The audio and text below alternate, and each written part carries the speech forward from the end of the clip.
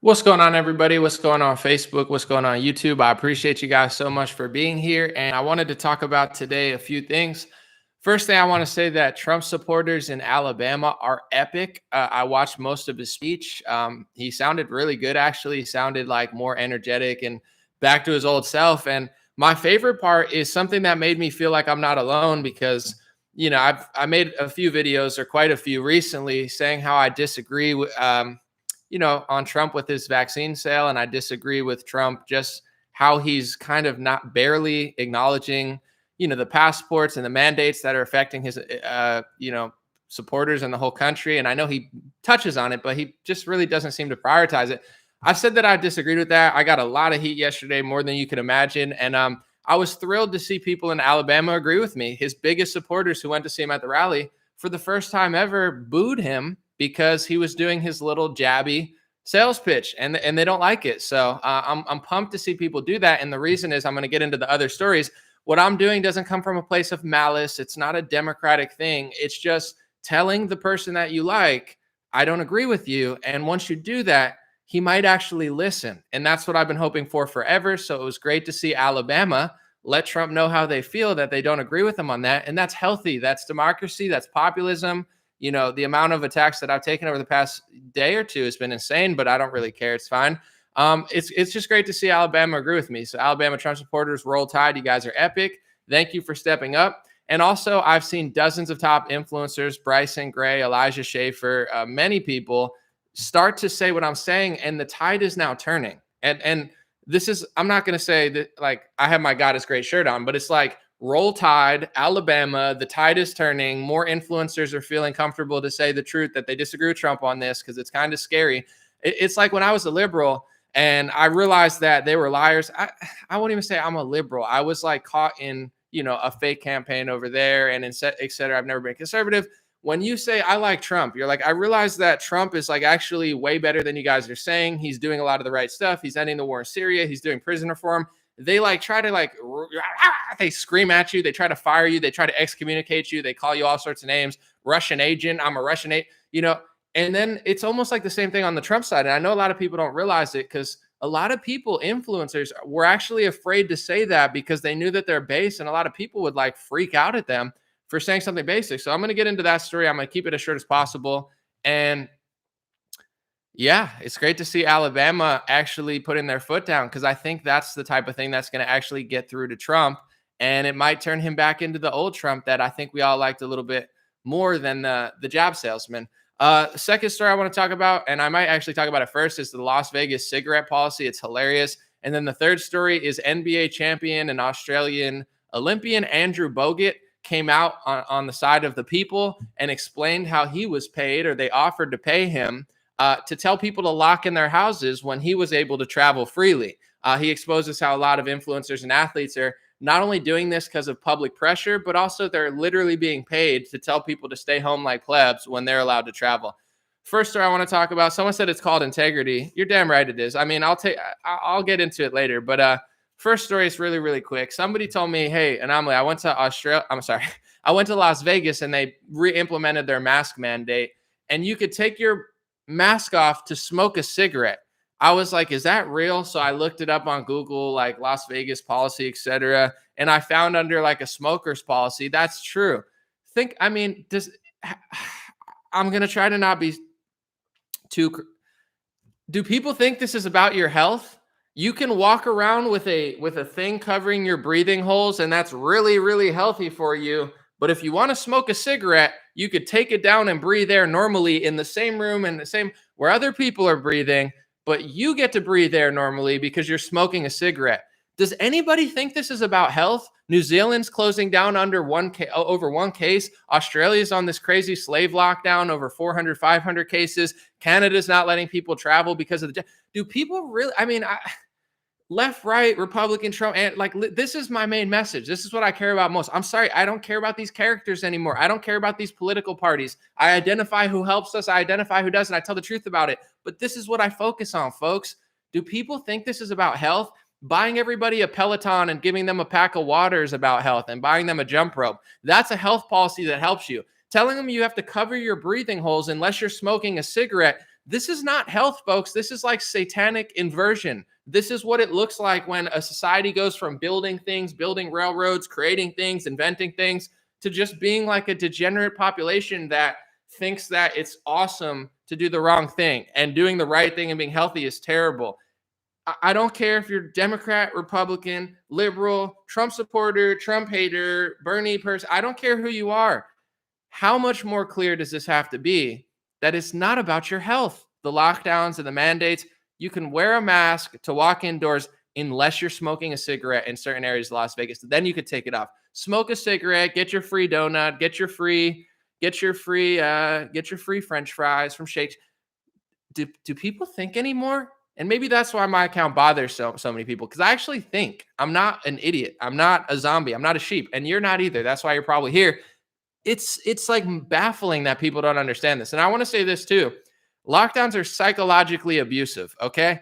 Lockdowns are psychologically abusive. I don't care who your favorite hero is, who this person, that person, they did it for 5 months, 5 weeks, 5 years. If they're not telling you what I'm telling you, they're psychologically abusive. They're lying. So if you're going to talk about these mandates, you have to talk about the mental and psychological suffering that's happening in Australia, in Canada, in America. If you don't, you're not a health advisor. You're just a jabby salesman. I call it the mRNA Trump pump or the Fauci ouchie. You can call it what you want, but I'm just saying it's like they're running around selling products, but nobody's talking about root level health, and it could not be more obvious. All right, let's get into the first story, because this is near and dear to my heart.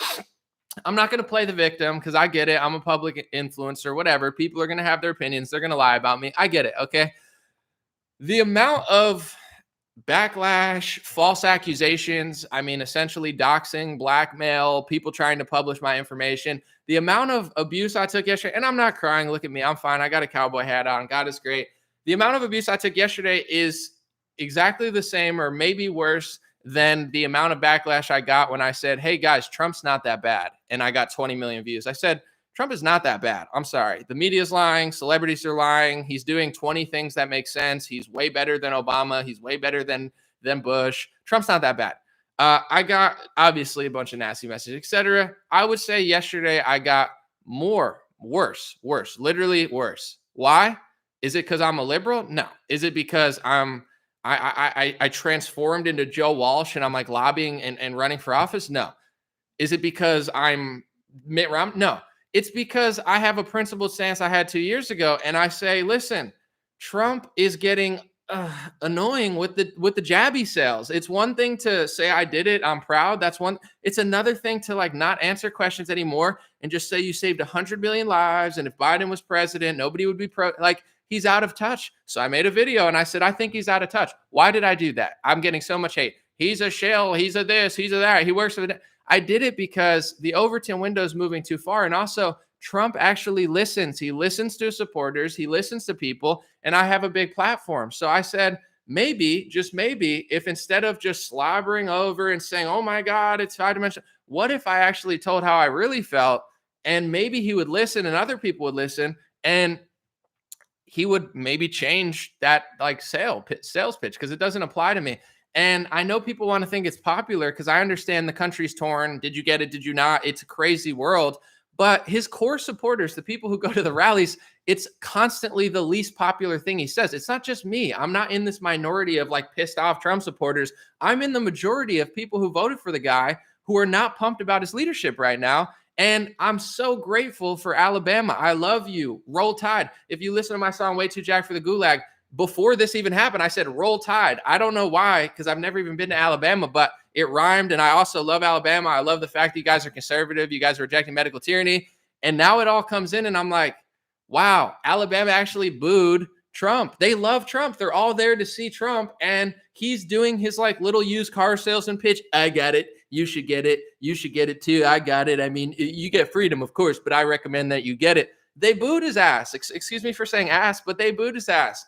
They stopped clapping mid-sentence, booed him. And for the first time, Trump heard from his supporters, oh, wow, they don't really agree with that.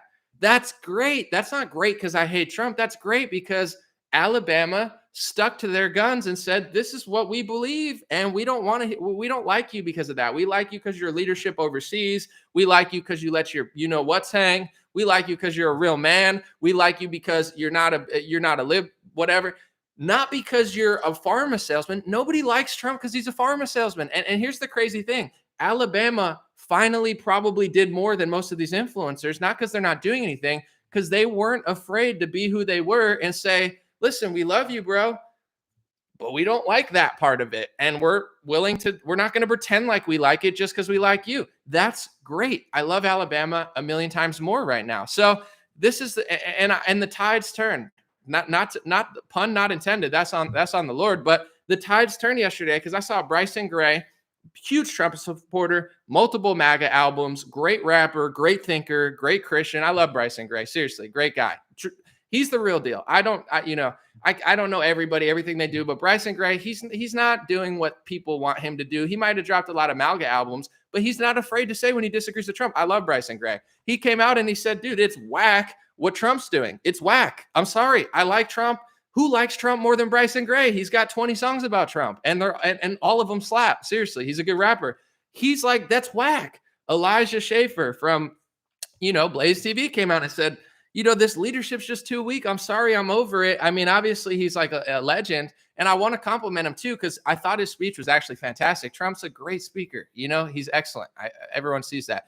And then all of a sudden, once we turn the tides, once Alabama booed him, I made my video, and there's been people talking about this for years, including me, not years, but over the last year, Elijah, Bryson, a few other accounts. And now guess what I'm starting to see? I'm starting to see these huge Trump accounts that only praise him, literally saying, I love Trump, but I'm not really a fan of him selling it right now. It's not to say I don't care who does what, but a lot of people follow, and there's type A, type B. Some people are creative and painters. I can't paint for shit. Bob Ross makes masterpieces, right? We're all different. Not everybody's the same. Not everybody's artistic. Not everybody's creative. Not everybody's like, tight and neat. You get what I'm saying. So some accounts, they're not really thinking that much. They're more just like posting what everyone else says. And there's nothing wrong with that. But once the tide turned, people finally felt comfortable to say, I love Trump, but I don't like this is whack to me. This is whack. This is not the leadership that we loved in 2016, 2017. And I just saw dozens upon dozens of the biggest Trump accounts finally saying this. I'm not going to take full credit for it, obviously, but I think my video got millions of views. People definitely saw that. Alabama, the fact that got 20,000 times as many views as my videos got, and the people of Alabama were okay with saying no thank you to that kind of finally turn the tides to people being like, it's okay to disagree with the great jab salesman. He's done a lot of great things. What he did culturally is epic, and I will always be grateful. The way he went at the mainstream media and told millions of people that the media was fake, that's one of the greatest things any president's ever done, because the media is one of the most wicked entities on earth. Trump is right. When he said that, no one else has ever said that, and that's such a big thing that he deserves credit for it. His speech was awesome. I thought his Afghanistan, like the way he was talking about it, he's a great public speaker. He sounded way more like himself, but it's totally okay for his supporters to say no thank you when he's selling the product. And here's what I want to say to people outside of that. So thank you, Alabama. Thank you, Bryson Gray. Thank you, Elijah Schaffer. Thank you to the dozens of Trump supporters who, instead of trying to blackmail me, dox me, post my public information, etc., actually just told the truth instead of trying to make it a personal attack against me and lie about me. Thank you guys for having the courage to just be honest, because that's why people, I think, like the right wing now. It's not because of how great we are. I think it's because of, that's where the integrity is for a lot of people. That's where the strength is. People don't want to live in San Francisco anymore. Sorry. People want to live somewhere with community, law enforcement that doesn't attack them like Australia, but goes after, criminals, etc. That's why people like us. If we become so fake where we don't even care about our own values, we're losing the plot. And that's what I was trying to bring up. But anyway, I want to say this about the jabby. You call it the Fauci ouchie. I'm starting to call it the pumpy. I think pumpy's funny. The mRNA Trumpy pumpy, or the Fauci ouchie, whatever. Whoever you want to credit for it.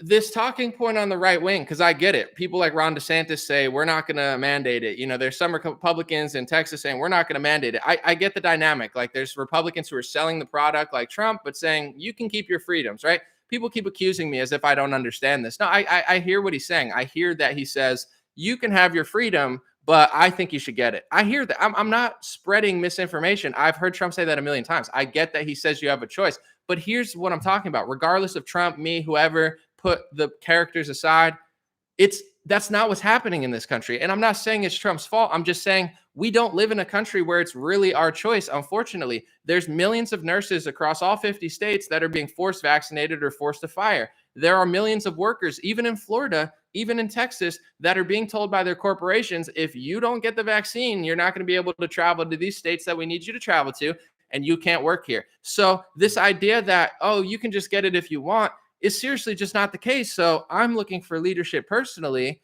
who acts like that's happening instead of acting like that's not happening. And there are people who are doing that. DeSantis, I'm not saying he's perfect. I'm not saying you got to love everything he does. I'm just saying he takes it somewhat seriously. And I'm trying to push this message. There's a reason that Ron DeSantis went from nobody really caring about him to being like a top 2 or 3 Republican in the Republican Party. It's not because Ron DeSantis has nice hair. It's not because Ron DeSantis goes to the donor events and talks at TPUSA. That's not why people like Ron DeSantis now. It's because Ron DeSantis has done a better job saying something about what everyone cares about. This is on everybody's mind. I'm sorry. 2016 is not on everyone's mind. What's on people's mind is the mask mandates, the lockdowns, what's going on in Australia, what's going on in Canada, what's going on here, what's going on in New York City, the papers, the mandates. That's what's on everyone's mind. And that's why Ron DeSantis became such a superstar. It's not because he looks good in a suit to older women. It's because he took a stand like a man for medical tyranny. Is if people will say, well, check out this, check out his statue. I'm just saying that's why he rose the ranks, because he took it somewhat seriously in the public eye. So that's the message I'm trying to relay to Trump and everyone else. If you stand for freedom super hard, you're a superstar. If you don't, you're going to get left behind. And it's true. People followed Ron DeSantis, Abbott. Governor Abbott would have never opened up Texas. He did it because he saw Ron DeSantis do it, getting all this credit. It's embarrassing to be closed down if you're Texas. So he opened up. We need our renegades and revolutionaries to push the boundaries a little bit. That's what makes us great. I get it. Some people are super fans, and there's nothing wrong with that. I love sports. Seriously, I watch sports too. I play sports, but I'm not a fan in this world. Okay. I'm not. So we need fans, but we also need people like who don't just follow what President Trump does all the time or follow what Ron DeSantis does. You're allowed to question Ron DeSantis. If there's a statute in Florida says that they could force vaccinate you, which I believe that there is something like that says that, your job is not to be a fan for Ron DeSantis. Your job as a citizen, it's okay to ask him what's going on with that. This isn't a cult. This isn't a sports game. You're a citizen and you're facing a crazy moment. So I just wanted to say real quick, I hear the rhetoric that a lot of Republicans are saying, they're selling the vaccine for 3 minutes and then they're saying for like 5 seconds, but you can get it if you want. I hear that, but it's not what's happening here. And I'll tell you what, in this country, and this is not to blame a certain person or politician, it's the whole system inclined, but I know in my family 2 people who got it, and both of them wouldn't have got it if it wasn't for public pressure, family pressure, or work pressure. So is this a reality where if you want it, you can get it? Not really. I mean, you definitely have to be strong if you reject it, but this is a reality where they're taking your access from traveling overseas if you don't get it. They're taking your access from public events if you don't get it. You might lose your job if you don't get it. You can't be a nurse if you don't get it. You can't be a doctor if you don't get it. You can't drive the bus if you don't get it. They're trying to take away your truck if you don't get it. You can't teach at this school if you don't get it. You can't be in the military if you don't get it. That's the reality we're living in. So that's what we're looking for in a leader, somebody who speaks strongly about this reality, because this idea that it's just like, oh, anybody could get it if they want to. I wish that was true. And I feel the same way. Yeah, if you want it, you can get it. But that's not what's happening. So we're looking for people who say that. And the interesting part is pretty much all these conservative influencers that hate me for saying it, they all agree with me. That's the weird part. Like Alabama, a majority of that population doesn't agree with Trump, so they booed him. A majority of conservative influencers, I would say upwards of 95, 90%, the big ones on Instagram, etc., they don't want it and they don't want to be forced it and they know what's happening. So why is it such a crime and what's such a terrible thing to explain to the leader that is leading your movement, that is leading the Republican Party, and that is leading the counter opposition that's going to take back power in 2022 and 20? Why is it such a bad thing to make sure that the number one issue facing our country and the world, he gets a little bit stronger on? There's nothing wrong with it. And it's just annoying, I guess, and a little bit frustrating. And I could definitely try to be nicer about it for sure. But this is the reality we're living in. I would assume millions of people, if not tens of millions of people, didn't get it under their own free will. I would say tens of millions of people did get it under their free will, right? But tens of millions of people didn't get it under their free will. Every day I get messages. I have to get it. I got it not because I wanted it. I got it because my work forced me. And it's not just in California. In California, all the nurses are being forced to get it unless they take a stand for themselves. And listen, if they don't take a stand for themselves, it's not going to end there. So I understand why people would cave to keep their job. But look at Australia, look at Canada. This doesn't end here, folks. There's nothing healthy about smoking a cigarette in Las Vegas to take your mask off. There's nothing healthy about free donuts and fries if you get a pharmacy injection. I mean, this is not people. I'm not telling people what to do, but I know people are caving to this thinking, well, I can't work here if I don't get it. Okay, well then booster. When does this end? I don't think it ever ends until enough people spread the message of like, well, not me can't work if I don't get it. Your company's not going to work because 50% of your employees aren't going to get it. That, unfortunately, I believe is the message that we have to send, or else they're never going to stop. So I understand that President Trump, is saying if you want it, you can get it. But that's not what's happening. So, and it's not just in California. In Florida, a tweet went viral where a woman said, I'm forced to wear a mask at my job because corporations are not listening. Corporations like Royal Caribbean, they're fighting Ron DeSantis. It's not Ron DeSantis's fault. It's not Donald Trump's fault. And people get so sensitive. And I understand I'm sensitive about some things too, but people take it as like a direct assault if I say it's not Trump's fault or DeSantis's fault, but this is happening. I have to be clear about that because if I say it, they think I'm blaming them and they freak out and they want to dox me and ruin my life. And it's like, listen to what I'm saying. It's not DeSantis's fault, but unfortunately, the Supreme Court justices that Trump picked don't appear to be on our side with mandatory vaccination. The Supreme Court in general doesn't.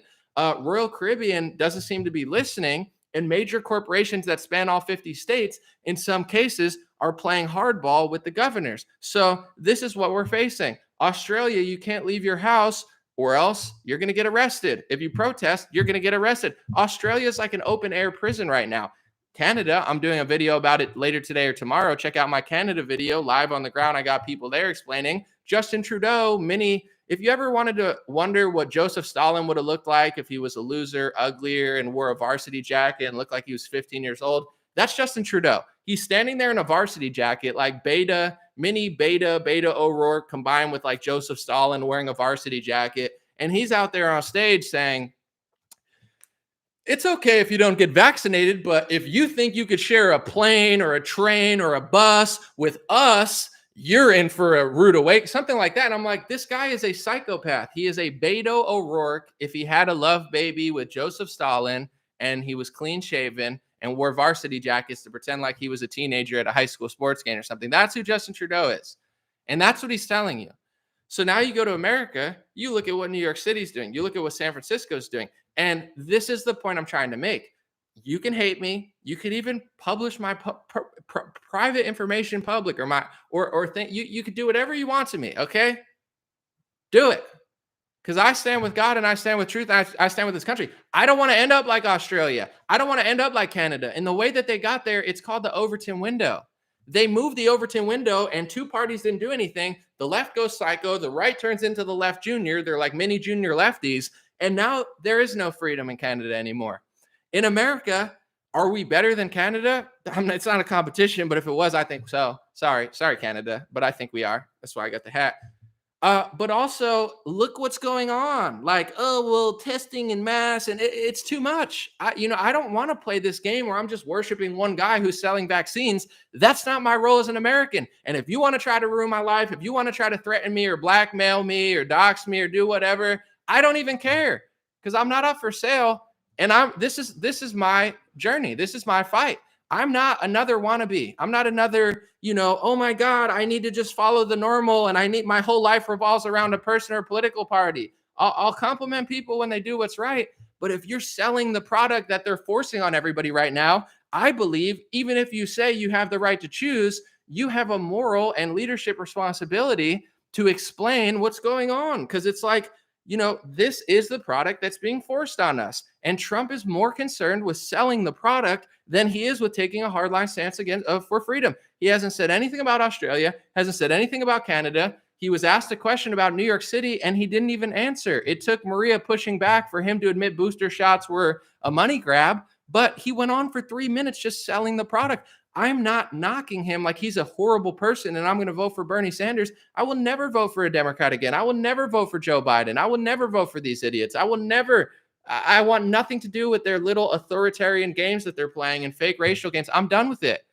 I want Donald Trump to not turn into Doug Ford from Canada, who acted like he was going to save us and then turns into a jabby and lockdown salesman. I know he did a better job than Canada, but if you're selling this product that they're forcing on everyone for 3 minutes and seem very little concerned, I don't think he understands or I don't think he cares. And here's the silver lining. I'm not alone. You could act like I'm a minority, but I'm a majority. That's why when he goes to his rallies, everybody loves everything he says because he's a great speaker. And overall, he's a great guy. But when he talks about his jabby, I did it. I saved 100 million lives. I'm the best.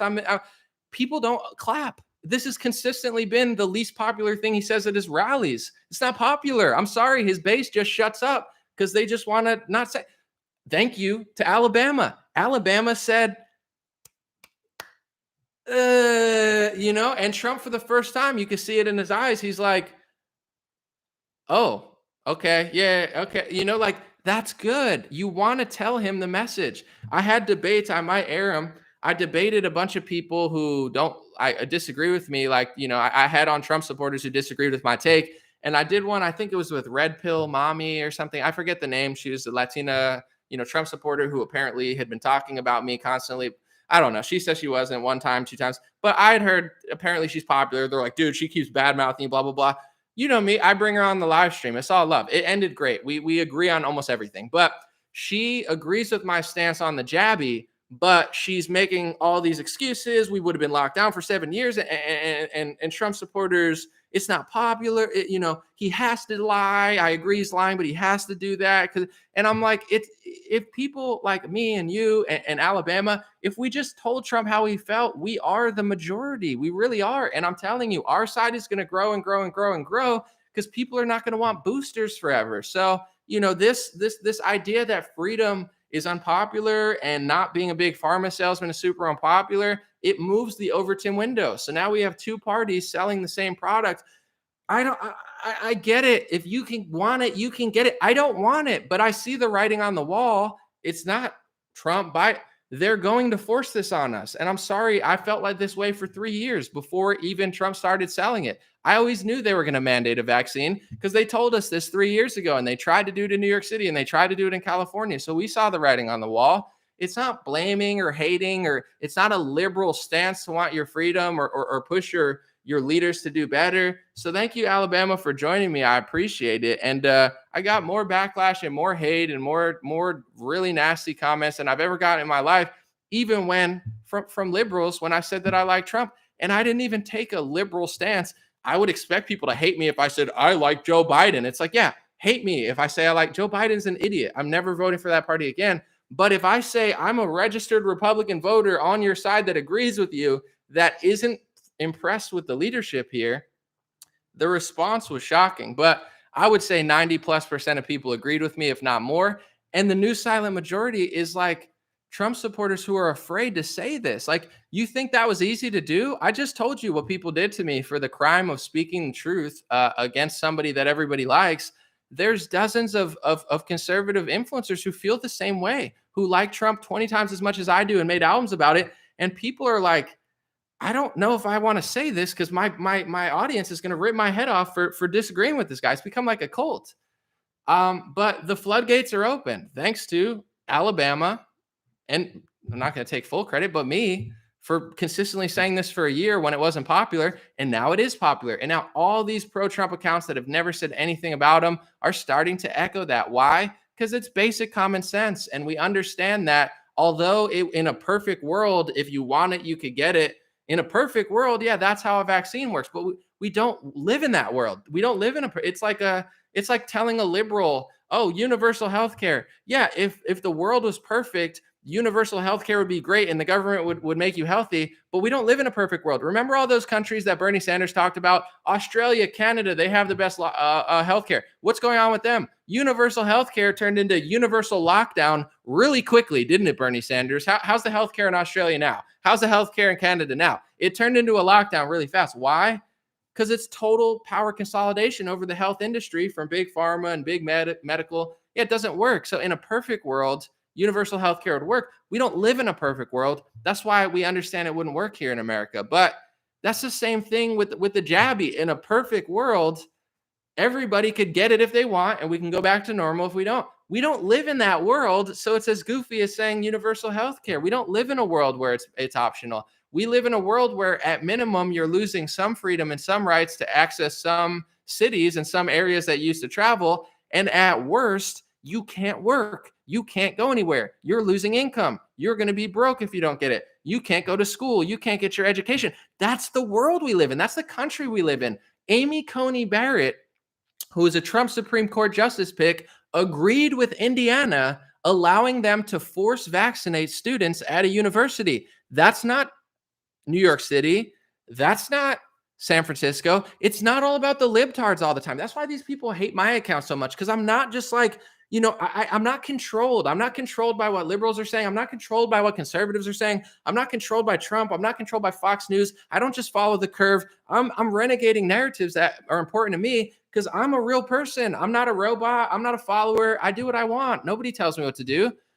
But in general, yeah, Joe Biden's crazy. I could talk about it all day, and I talk about it a lot in my live streams. But to me, what's crazier is that our side, the Republicans, are forced vaccinating 19-year-olds on a college campus thanks to a Supreme Court justice that Donald Trump picked. That's a little weird to me. That kind of seems like we're going to lose even if we win. That's why I push back. That's why I say what I say, because we don't live in a perfect world, and it's not just the Democrats. The walls are closing in on us as far as what we can and can't do if we refuse this product. And that's the product that Donald Trump has prioritized to keep selling. That's why I said what I said, because he's being a salesman for the product they're forcing on us, telling us it's our freedom of choice when we know that it's really not in most areas. And those walls of where it is our freedom of choice are closing in. You think I'm being sarcastic? I'm mentally prepared to live in the woods and roast marshmallows and make my own food and, have chickens. I've grown up on a farm. I've lived on a farm before. But in general, I don't feel like farming. To be honest, I'm not going to say I'm lazy, but I've eaten the fruits of not having to farm, and it's a lot nicer, to be honest. Farming is tough work, but I'm mentally prepared to farm because I see the writing on the wall. Neither party seems to know what they're doing, and I'm ready to go to the most conservative area of the country, like in Alabama or in Idaho or whatever, and get in the middle of nowhere. Someone said you're not. If the two options are anomaly, you can't travel or get on an airplane or work or go to this event without one, or you do that, I guarantee you I will do that. I'm not getting this product. And it's not like I think it's so terrible if you get it, whatever. I don't care who gets it. I'm not getting the product. I'm sorry. I don't want them to shoot synthetic mRNA in my arm with the spike protein. It's cool. I get the science behind it. For some people, I know it's probably awesome, but I don't want it. I'm not getting it. I don't take any pharmacy pills. And that's not my health regimen. They don't know who I am. They don't know how much I work out or what I eat. It's up to me. I'm not letting them control my diet or medicine. And this is the mindset I have, because it's not just this. If they can do this, they can do this. If they can do this, they can do this. If they can lock down for 15 days, they can lock down. That's their whole strategy, folks. That's what I'm trying to tell people. It's not a partisan message. Yes, the conservatives and the Republicans are better than the Democrats on this issue. But it's seriously, if you keep complying, they're never going to stop. And if New Zealand closing down over one coronavirus case doesn't wake you up to that, I don't know what possibly will. Or the fact that the Israel data says that the Pfizer vaccine went from 95% effective to under 40% effective. And now they're talking about FDA approval, even though their original predictions have spiraled. But that's not their fault. That's your fault. And the boosters are in line. I see the writing on the wall. Trust me, I will live on a farm. I've already farmed before. It's not like this is that foreign to me, but I didn't do all of the work. I'm not gonna lie. There were other workers, etc. And it was a huge farm. It was not the type of farm I worked on. Was not like a little mom and pop shop farm. So there were multiple workers. It was not even possible to farm by yourself. But anyway, you think I don't want to do that. I'm not saying I'm going to do that. I will do that before I bow to this tyranny, because I know that it doesn't end there. If it just ended there, maybe I would think about it, probably not, but it doesn't end there. So that's the message I'm trying to get. And that's the message I was trying to get to Donald Trump, not to hate on him, not to steal his shine, not to act like he's some horrible guy, but to be firm and be like, listen, this is the number one issue facing humanity. This is the number one issue taking our freedoms away. This is the product that they are using to force medicine on us. This is the product that they're using to take away travel. This is the product that they're using to fire nurses. This is the product, Trump, that they are using to weed out your supporters out of the military. They're using this product. So if you're a salesman of this product and you're talking about it for 90% of the time and you just say freedom, freedom, freedom, like, it's not enough for me, and it's not enough for Alabama, and it's not enough for most conservatives and Trump supporters. It just took Alabama, me, and others to be the renegades that moves the wave towards just acting like it's okay to admitting it's not okay. And it's the greatest thing in the world, because I think Donald Trump, and someone asked me yesterday after they tried to do all this crazy, wicked stuff, but in general, I don't understand. I've heard this a lot. Normally, I don't understand why you don't talk about Joe Biden. You talk about Trump too much. You don't talk about Biden. You remind me of a Democrat. If you listen to what I'm saying, nothing's Democrat. But in general, if you want to know the reason I do this, is because I don't think Joe Biden listens to me. I don't think Joe Biden can even possibly hear out of maybe one ear. I think Joe Biden might literally poop his pants on stage one day and be escorted off with a poopy diaper in shame, and they might usher in Kamala. So the reason I don't make all these videos about Joe Biden is because I want Donald Trump to listen to me. And I think he listens. I've been to the White House. I've had his campaign managers follow me. Some of your favorite sitting Republican congressmen follow me on Twitter. Some of the biggest rock bands in the world, I'm not bragging, I'm just saying, follow me on Instagram. When I say something, people listen. I was part of that shift. You can say what you want. I'm not bragging, but it's just true. So I'm not using my platform to talk to President Poopy Pants, who doesn't even run the show. He's just a puppet.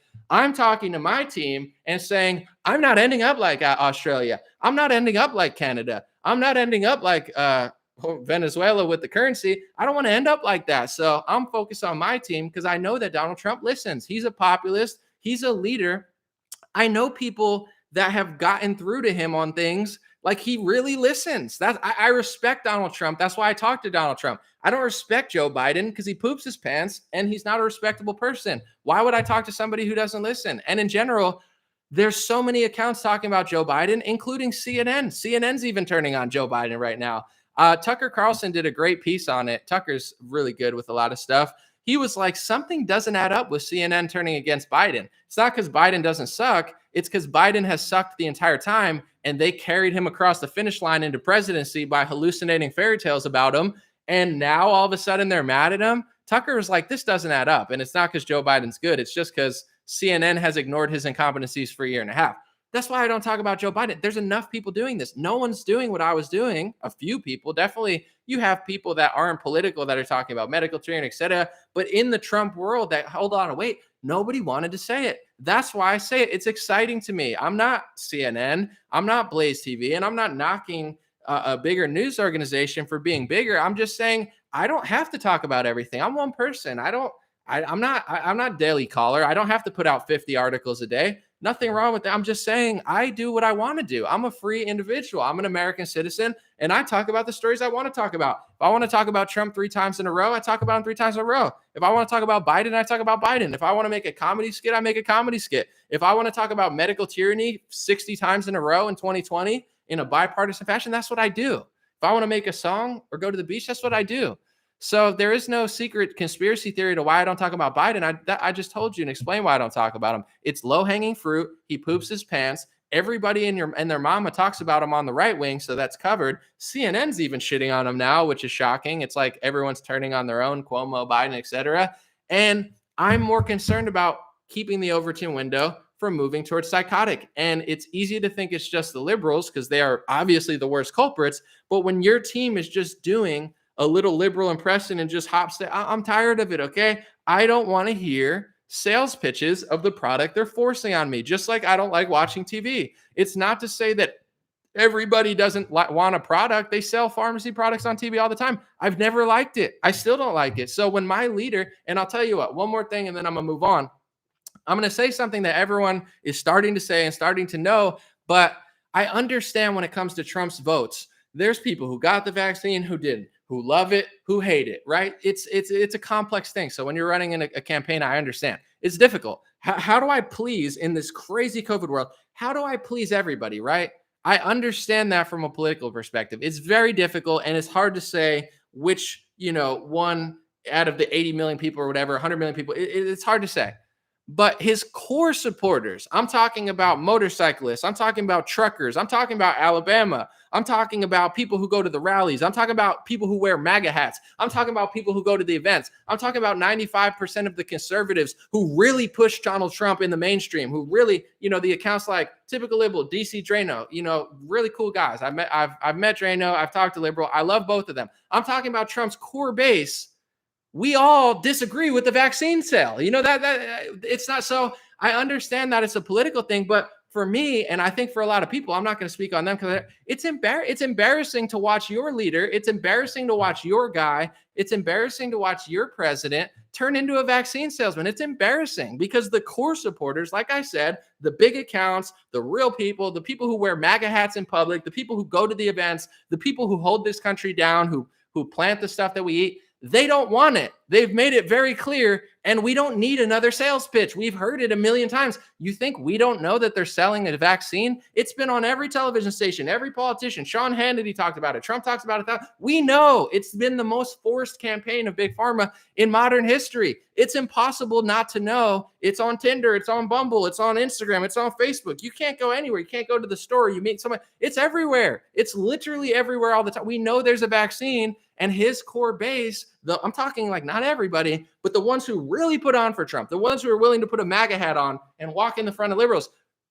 overwhelmingly don't agree with it. So it's embarrassing for your leader, the real hardcore MAGA. It's embarrassing to watch your leader turn into a jab salesman at crunch time for humanity when we don't need a jab salesman. We need someone that's strongly identifying the fact that we're being forced jabbed or we can't access society. That's the big thing that people are missing. It's embarrassing, not just for me, not just for others. Everybody feels it. And that tide has turned. Thanks to Alabama, thanks to accounts who've gotten brave after I posted my video, who are saying it's okay to disagree. It's not only okay, it's necessary. It's not only necessary, it's helpful because Donald Trump listens. He knows his base loves him. So sometimes I think he took that for granted. And I think now that Alabama's made it clear, and if more and more accounts make it clear, the message will get to him, and he's way more likely to listen to you than other politicians. So it's good, healthy, and necessary to do that. And someone said, remember, most of us don't just support him blindly.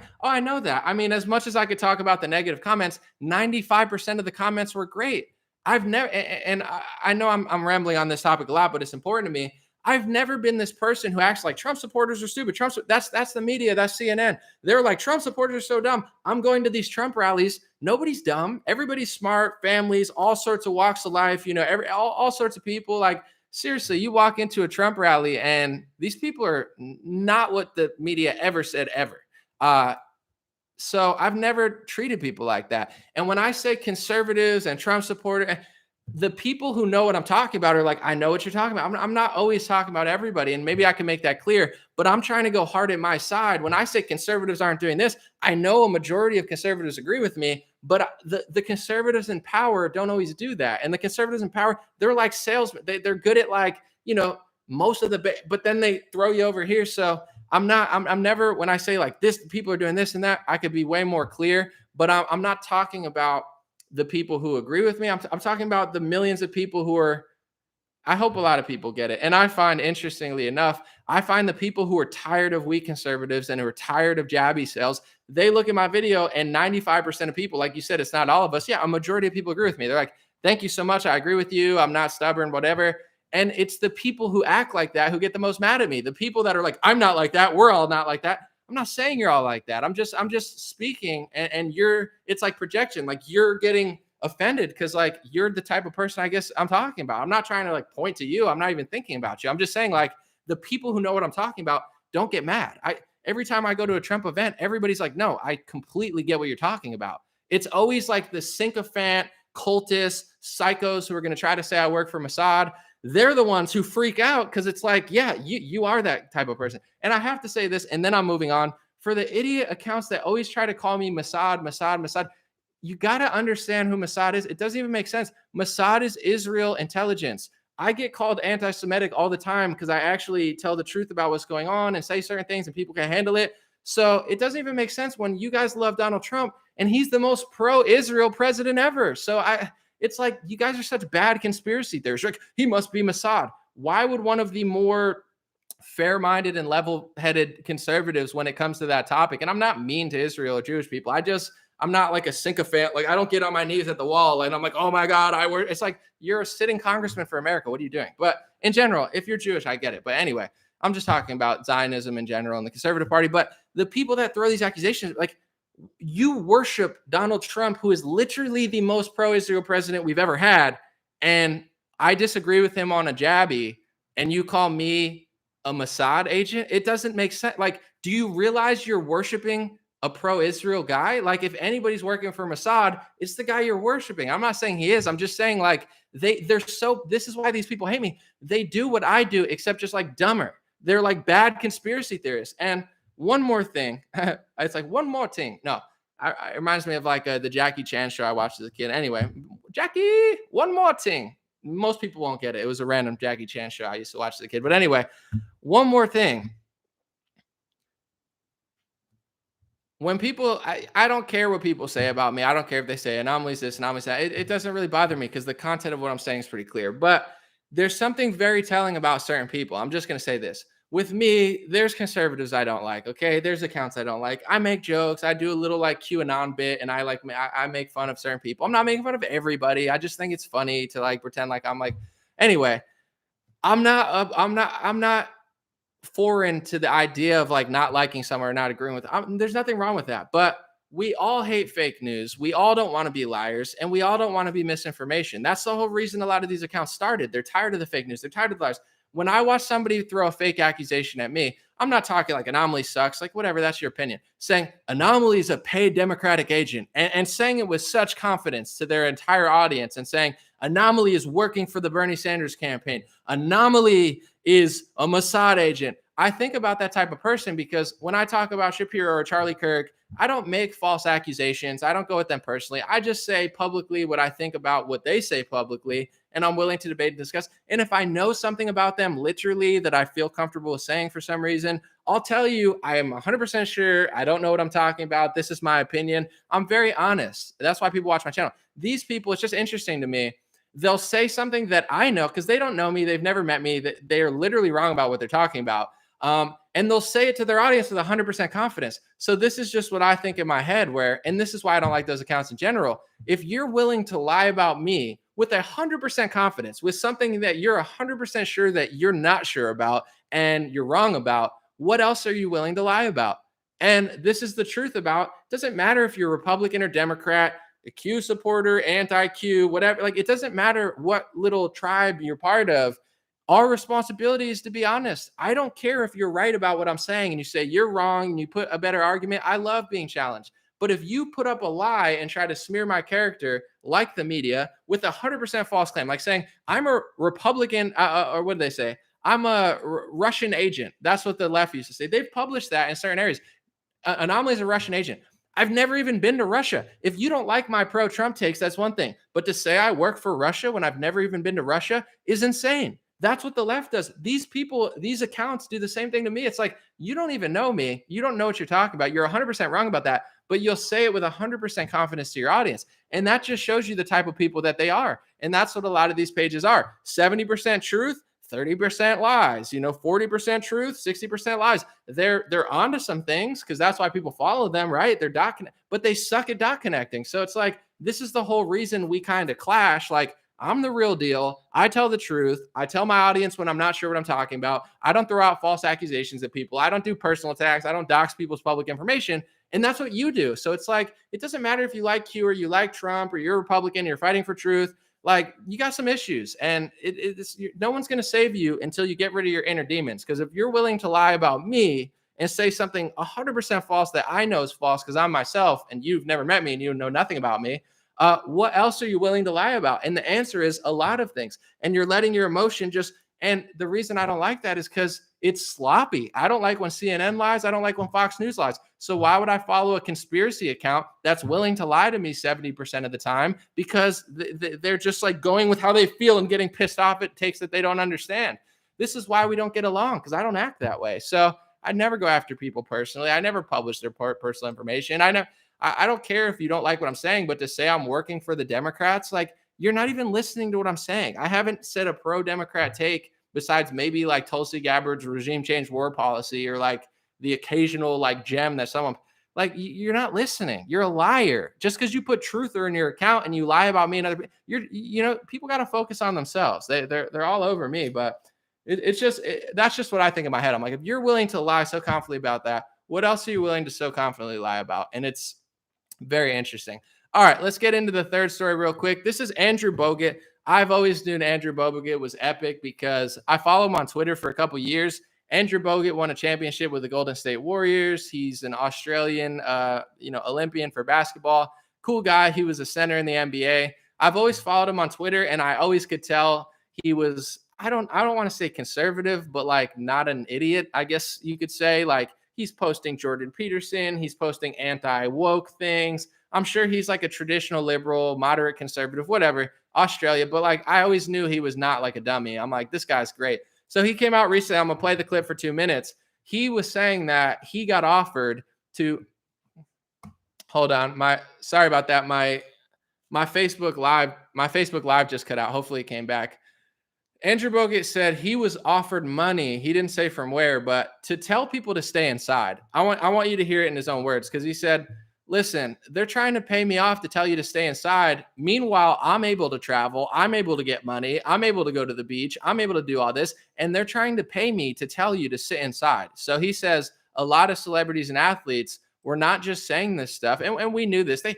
How much money was in the CARES Act? How many billions of dollars did they give out to big pharma and corporations to post this message? They funneled. And by the way, this is why I talk about Republicans. It wasn't just Democrats who did this. It was Republicans too. They funneled billions upon trillions of dollars all over the place. And once these companies get billions upon trillions, what do you think they do with their money? They start using it. If you give billions of dollars to big pharma, they now have billions of dollars. That's what Operation Warp Speed was with their billions of dollars. You think they're not going to pay off celebrities? You think they're not going to pay off athletes? $1 billion is 1,000 millions. They have 1,000 millions sitting around that they could just. So this wasn't just caused by. That's what annoys me so much, and that's why I focus on Republicans. I'm a Republican. I'm voting Republican in the recall. I'm not going to tell you who I'm going to vote for yet, but I think I've made my decision. Maybe next live stream for vote yes, get Newsom out, but then it's up to you.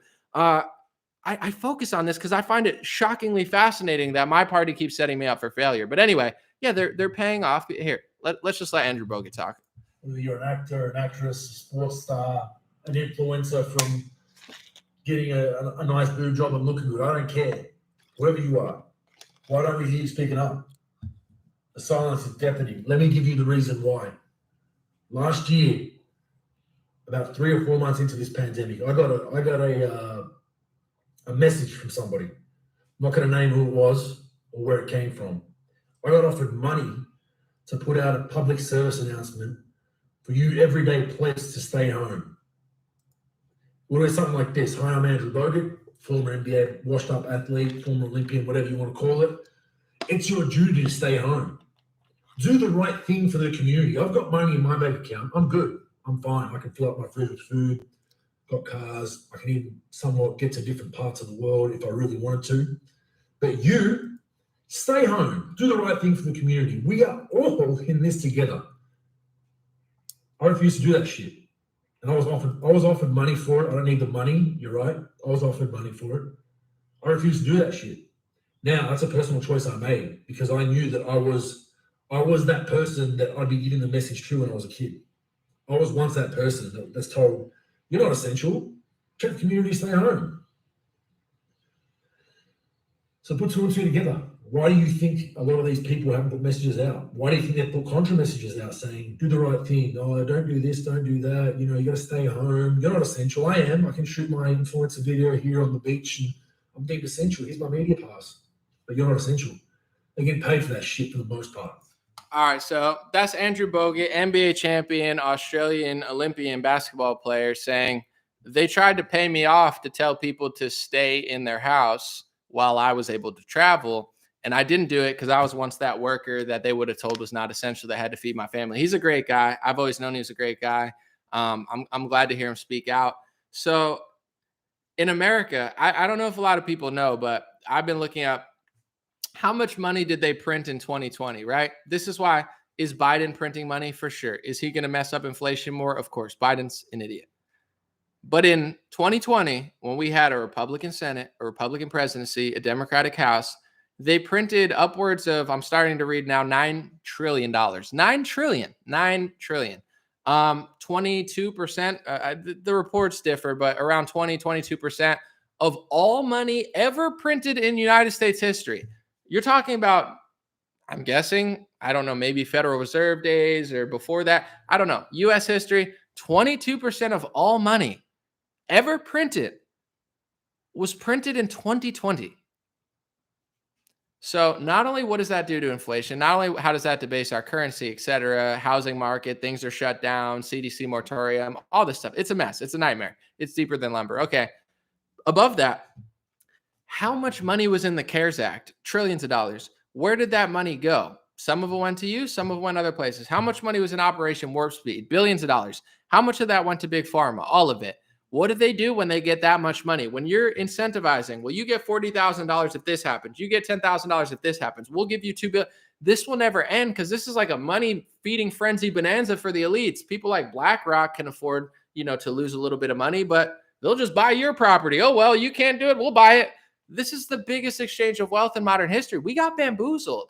And the reason I focus on this is because it happened before Joe Biden got here, which hurts even worse when it happens when your guy's in office. Is that to say for the sensitive people, it's all his fault? No, I'm just saying it's really happening. So when they gave billions upon trillions of dollars, how much money have they been spending on advertisements? I've never seen more pharmacy advertisements than I can't go anywhere. I mean, I have like a Taco Bell hot sauce packet here.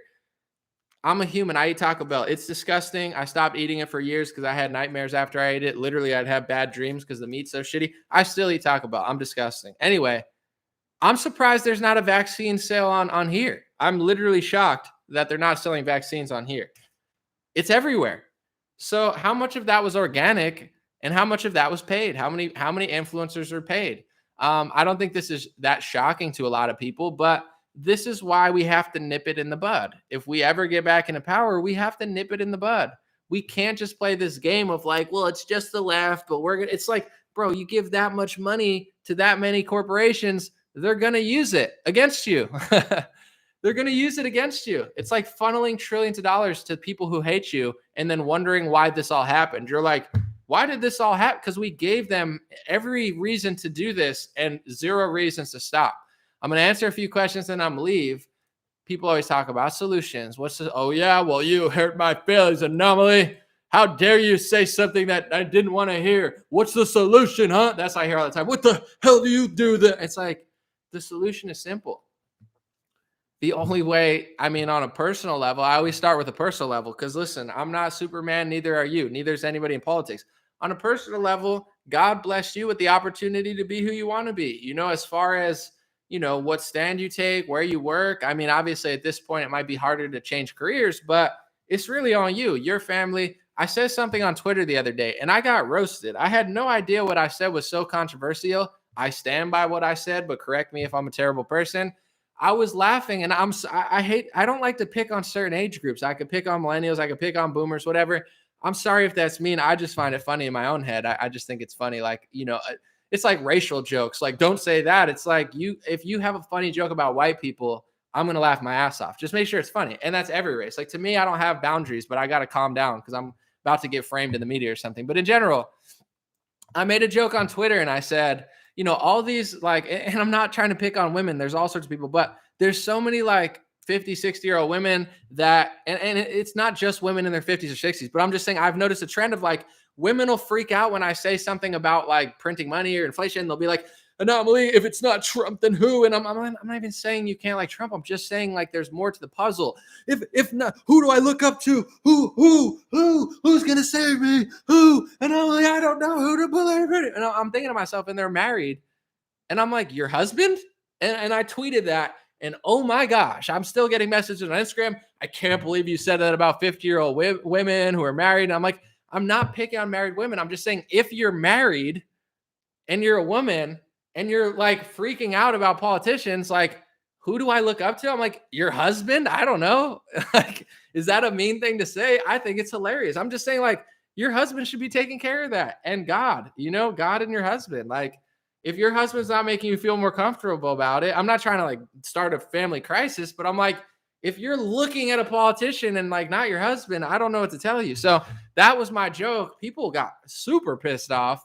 I still think it's hilarious. I don't feel bad about it at all. But in general, God and your husband, I don't know. Like I'm not a family counselor, but it's just shocking to me that like you're like freaking out over like a political opinion. Who am I? Who cares? I'm 31 years old. Just block me, unfollow me. You think I don't, people think I like care so much about, I appreciate you. Trust me. I love the fact that people actually like my stuff. It means the world to me. I've been able to make a career out of it. But if you personally are mad at what I say and don't want to hear it, trust me, you could block me or unfollow me and I'm not going to harass you. I won't even notice. And I'm not saying you're not important. I do notice a lot of things. I know a lot of people by name, but like, if you feel that way, literally just unfollow. I'm not like harassing you to stay here.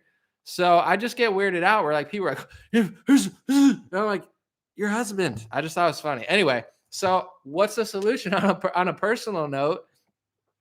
That's what I kind of meant by that. Maybe the joke didn't go over good, but like if you're married, I don't know, hopefully your wife, or I hope you have a family plan as a couple, right? That's where you could move anywhere, you could work anywhere. You got to be tight with your family. If you're an individual and you're on your own, that's your life. Like I talk to my friends, I talk to my family, like I do my own thing. I'm very like independent. I'm not dating anyone right now. So, it's like, I don't know. I've never, and I know how people feel, and I'm really reflecting on how I say things because I understand I'm a sensitive person about some things. So I understand that people are sensitive. I'm just not sensitive about like politics and politicians. Seriously, like people told me years ago about things they didn't like about Donald Trump. I just didn't like the media. The media is psychotic. But like if an account made a reasonable argument about like what they didn't like that Donald Trump did, I never got mad. Seriously, I was like, oh, thank you for pointing something out that was in my blind spot. I'll consider it. I've never been that type of person, so I can't relate on that note, but I can relate on the note that I am sensitive about other things like most humans.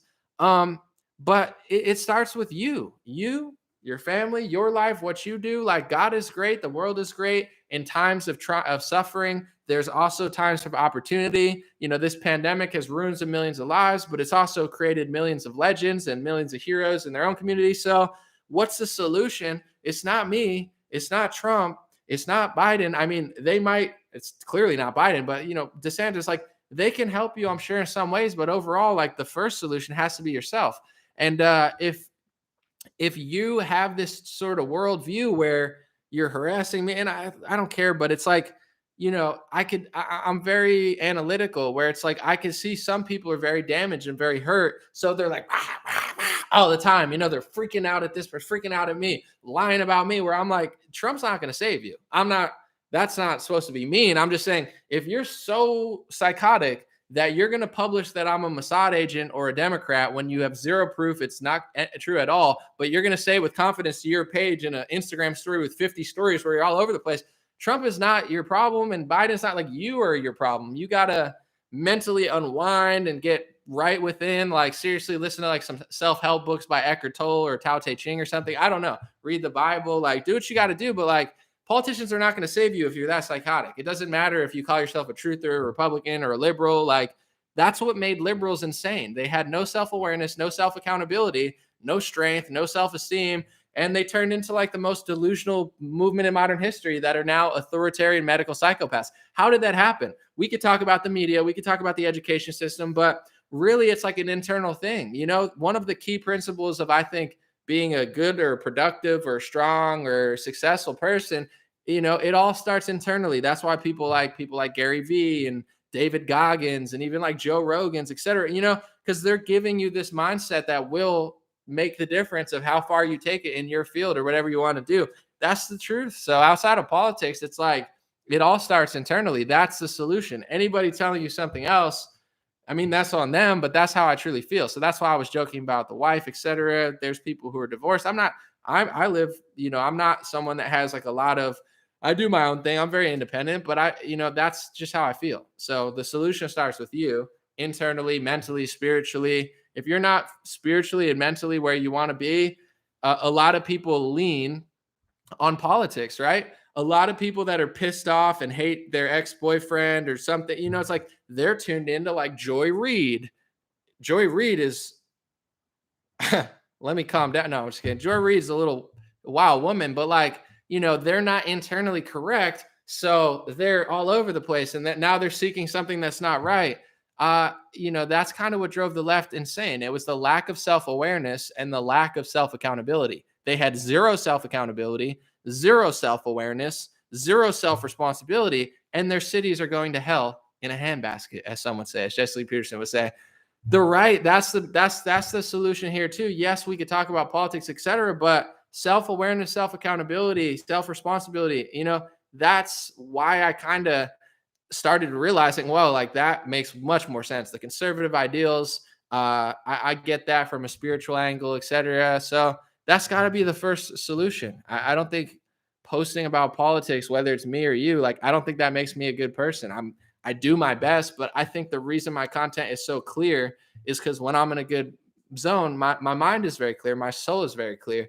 I have bad days. I do things that I wish I didn't, et cetera. I'm not saying I'm flawless, but it's like I've done the work internally. And if I didn't, I'd be probably like another psycho Joy Reid just screaming at you like Rachel Maddow or something. Like, AOC, when I hear AOC talk and you look in her eyes, you could just feel like she is not comfortable. That's like my analysis of AOC. Like, is she a wicked woman? I think so. People make fun of her, but like my analysis is like, she is very uncomfortable. Like I'm talking like this is the energy she gives to me. Like I'm like, she doesn't even want to be in that chair.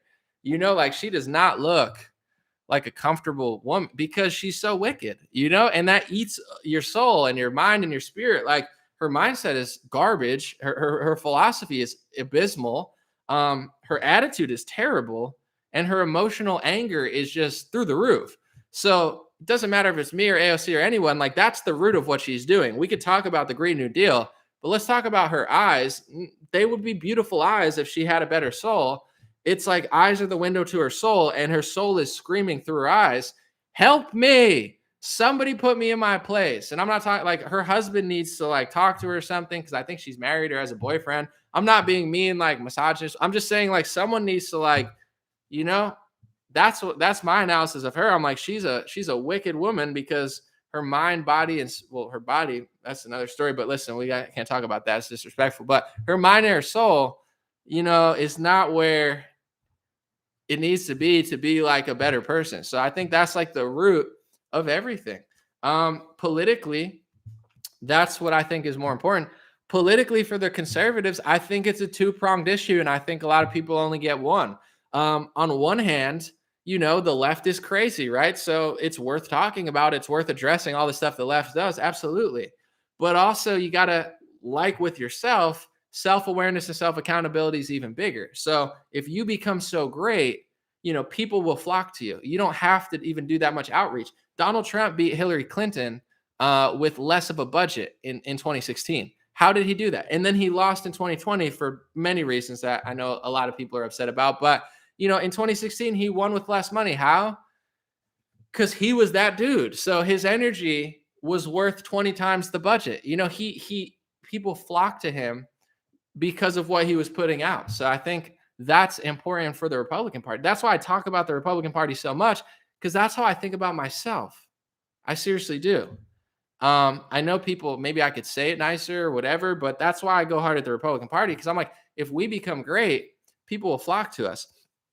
And I have to say, whether it's Trump or anyone, to me, I think you could win over. They always try to pander to the black vote, right? Like, oh my God, like, you're black and I like Tim Scott's black and like, we're having a black and I get it. Like you got to reach out to different communities. But to me, that doesn't even work that well for Republicans. And there's people like Candace who have done a lot, but I'm just saying like the GOP, RNC, like racial pandering, like American dream, it's corny to me.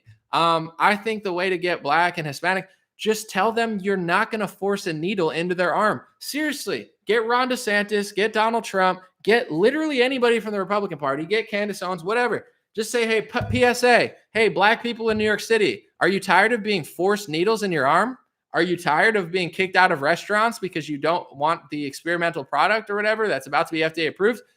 Then vote Republican, and we're not going to try to force a needle in your arm, and we're not going to try to kick you out of your work and starve you, and we're not going to treat you like an animal or a peasant like the Democratic Party. Seriously, I guarantee you that'll get more black votes than anything the GOP is wasting millions of dollars, because that's what black people are dealing with right now in New York City. They don't want to hear about a plan that you have for them.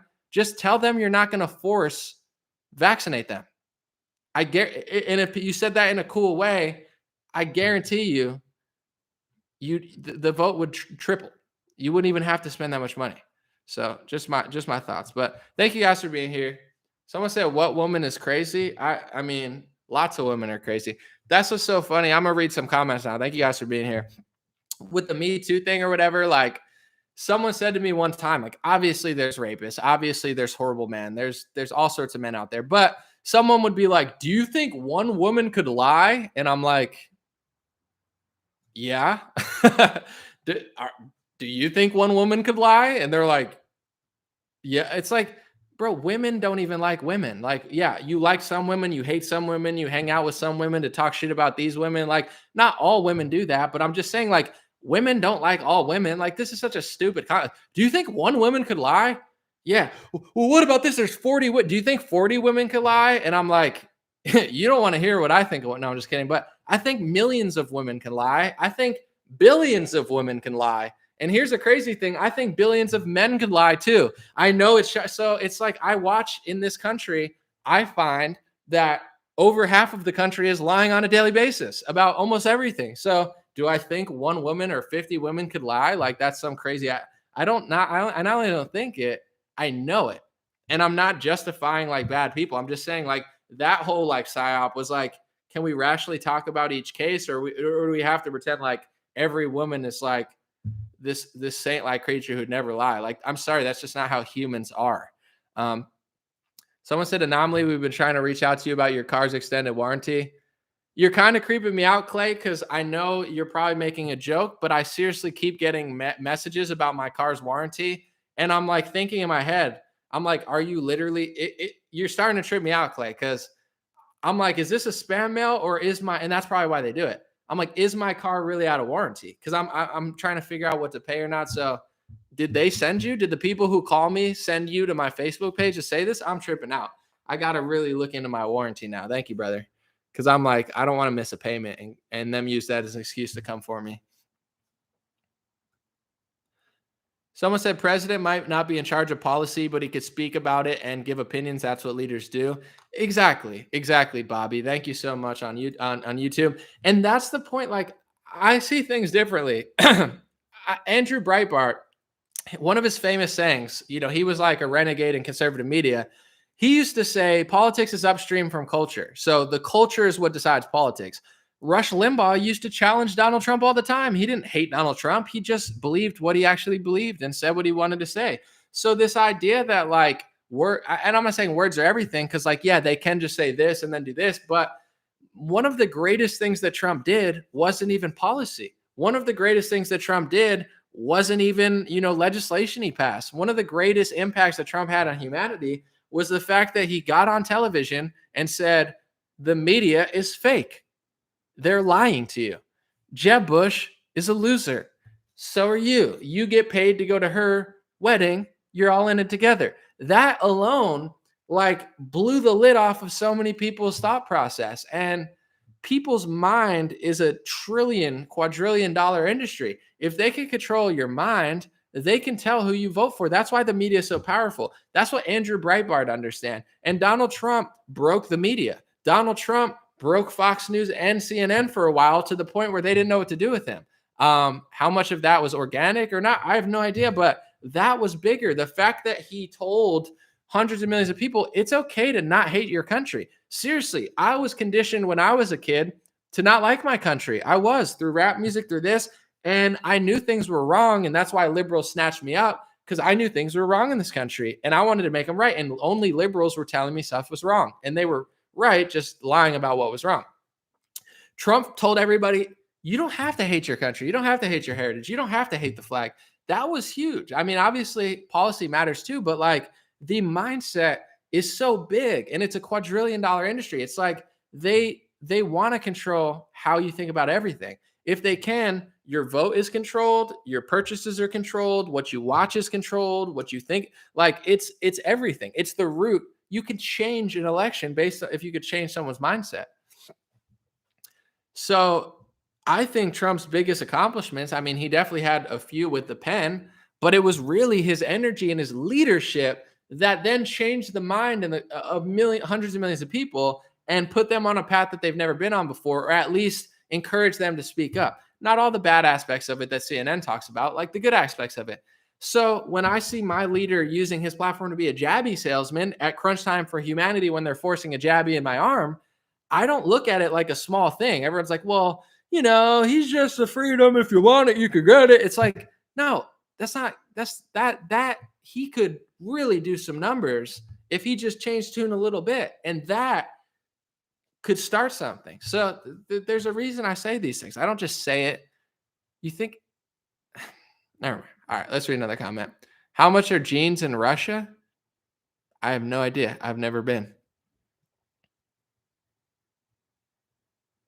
Someone said he still didn't mention jab passports. I agree. It's inexcusable. It's inexcusable. Like I said, I don't care what people say. Seriously, I obviously care. I'm a peaceful guy. So I don't like when my peace is thrown off, but I'm ready to, not saying sacrifice myself, but I'm ready to sacrifice my peace for what I know is true. It's like an athlete or something. It's like, yeah, there's risks and everything and you don't want it to happen, but you got it. I don't want to not be peaceful, but if people are going to ruin my peace over me being right about a huge issue, it's inexcusable that he hasn't talked about jab passports. It's inexcusable that he ignored that question. And if enough people stood up to that, he would answer, or he would have to.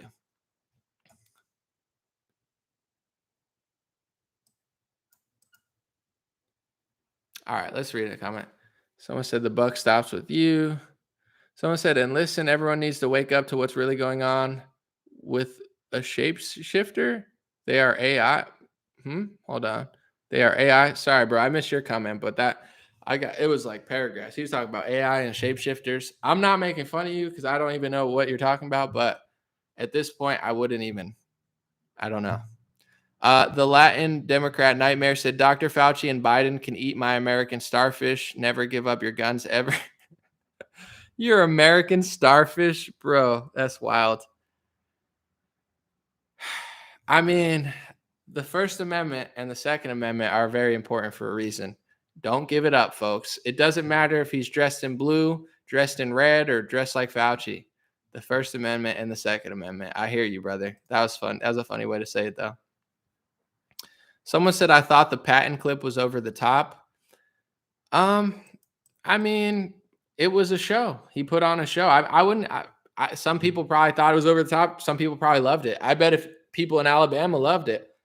I mean, he's such a good speaker. He's such a good showsman. There's no question about that. It's just like, he's got to talk about the passports. It's the big issue. It's like, and I got to say this real quick. In 2016, 2017, 2018, 2019, people flocked to Donald Trump because he was like 9 out of 10 or 10 out of 10 major issues he was on, right? He was like the spearhead on the right side of like all these issues. Seriously. I was like, he's not a politician. He's talking like a real person. I would say vaccine passport is the biggest issue facing not only the country, but humanity, if not top 2 or 3. I mean, it's hard to really put anything in front of that. It's the number one issue. So it's a different dynamic when 2017 5 out of 5 of the top issues, Trump's right and on top of everyone. This one is the number one issue and he's nowhere to be found. It's a little strange, and it's okay to say it's a little strange. It shouldn't be a thing where you go after people and try to hurt them because they're saying what everybody's thinking, that he's not at the top of this issue. In fact, he's selling the product. Like, none of these conservative pages that get mad at me, none of them would sell the product like Donald Trump. So why would they make excuses for him doing it? I get he's got to do it, I guess, because he's got to do big pharma stuff, but it's not the same dynamic as it was in 2017. So, and this is what Australia doesn't understand, and this is what Canada doesn't understand. You get to that point because everybody just falls in line. You get to the Canada point because everybody just falls in line.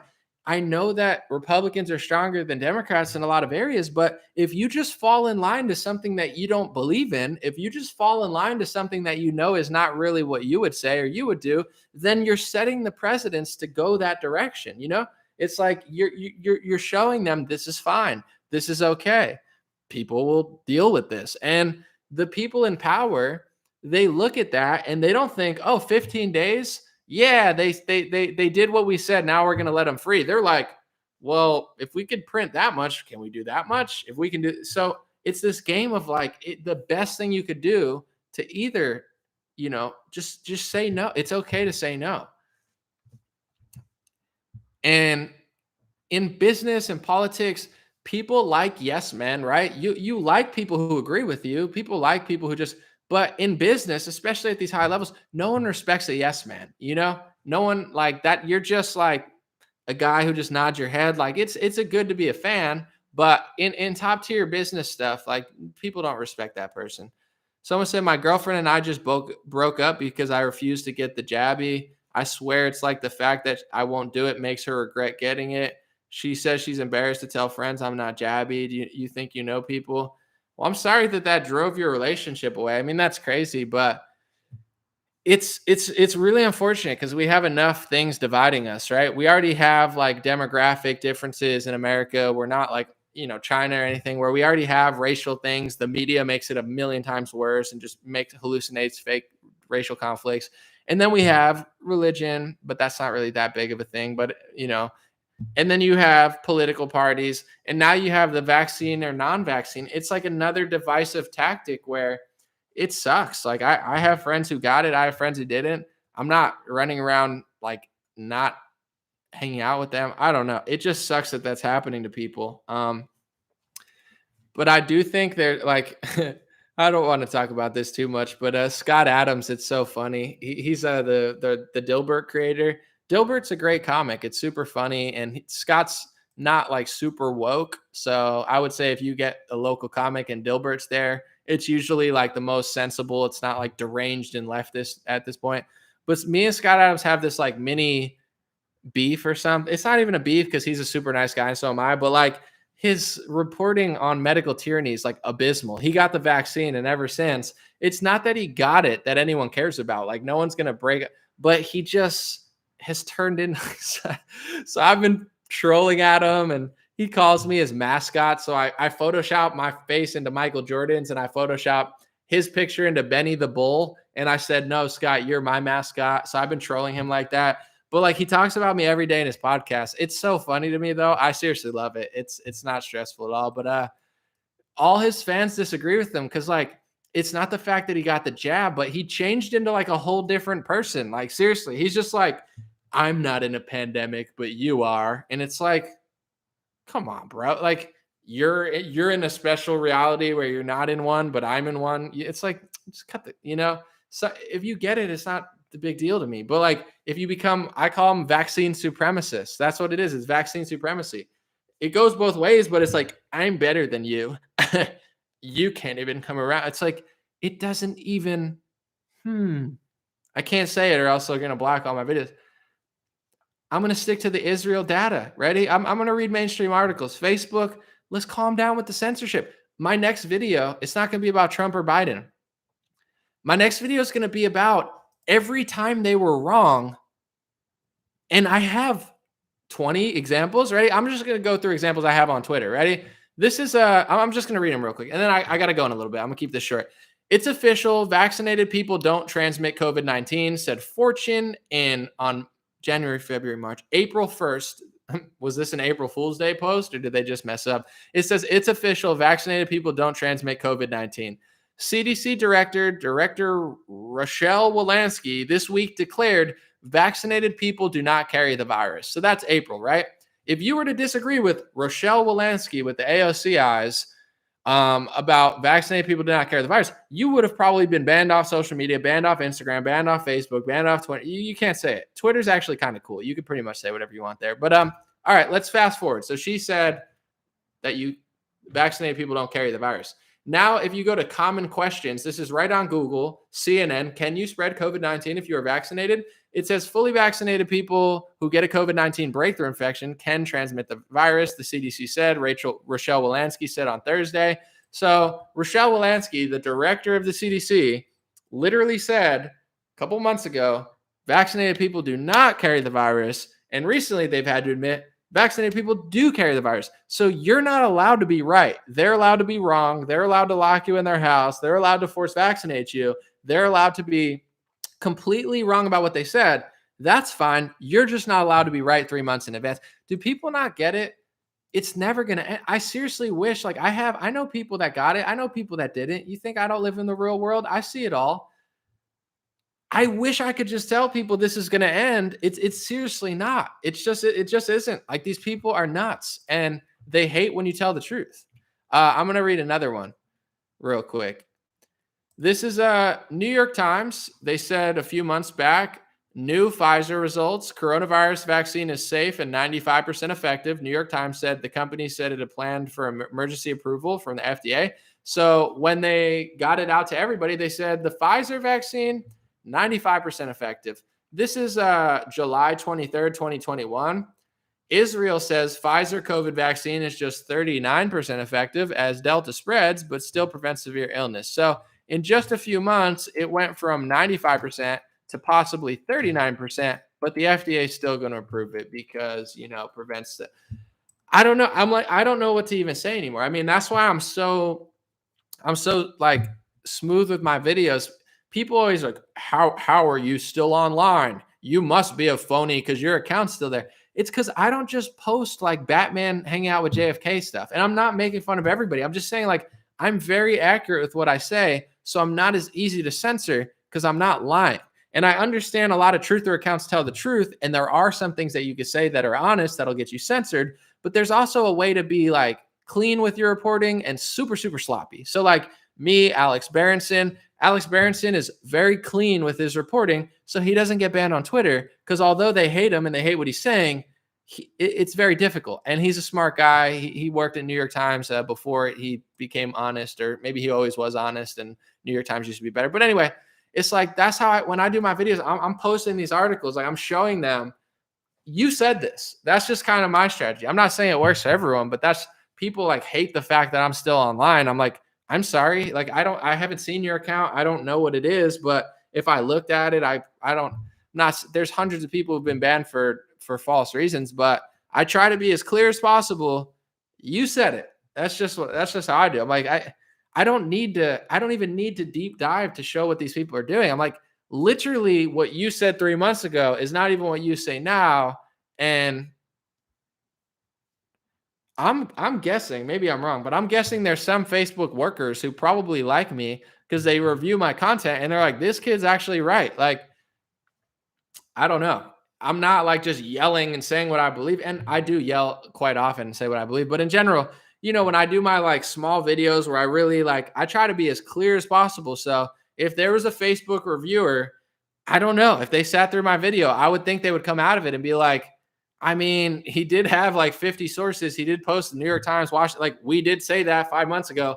It's not that easy to censor, but it could still happen. They could still, I guess they have the right to get rid of everybody. But I'm going to say this too, because I think, business wise, et cetera, like when I think of like how I talk to Trump and how I talk to the Republicans, I think like a business, like we're the Republican Party, we're the, the Trump movement, whatever.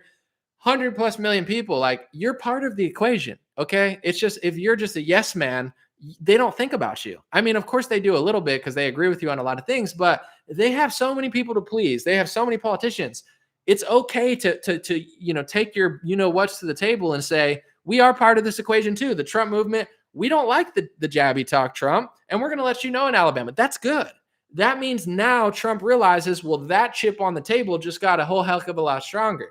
That's why I kind of push back a little bit, because on a business transaction, we the people are part of it. But if we the people are Australia and Canada and New York City, we the people don't matter. We're not part of it. We're a business part that's just a little pawn sitting there. If we don't act like pawns, we won't get treated like pawns. If we act like pawns, we get treated like pawns. Okay. So that's why I say that from a business aspect is, take what you have to the table and use it as the Trump movement.